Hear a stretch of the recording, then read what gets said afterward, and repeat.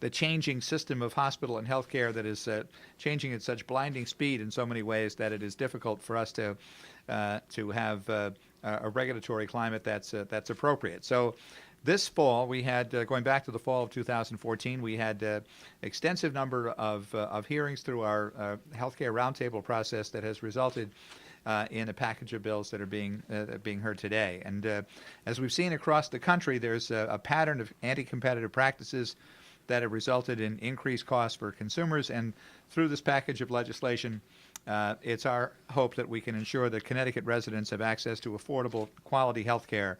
And look forward to continued bipartisan cooperation on this, and that we are concerned about the shifting healthcare landscape with things changing so quickly with proposed acquisitions, mergers, practice acquisitions, and the rest.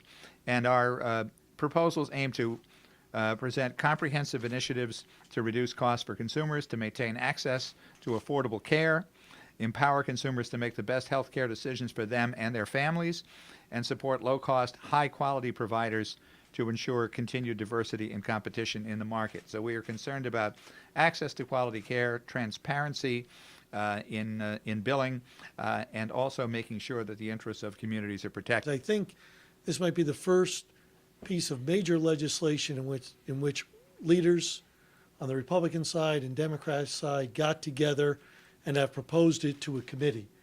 And I think that's important two respects. One, it speaks to the change that's happening in the medical field as fast as it is happening. And number two, it shows that leaderships on Republican side and Democrat sides can get together and work on problems to help the state move forward.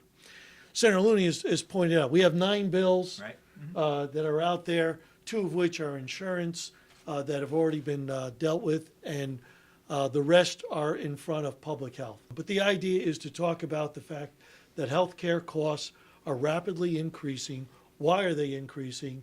And what we should do to help corral those increased costs. In particular, what other states have done, Massachusetts, for example, Rhode Island, what's happening across the country, and what are the different ways that we can get ahead of this, even though I believe we started too late, but we can try to get ahead of this and try to get more control so the consumer can have better knowledge, we can provide better health care at super quality but lower cost.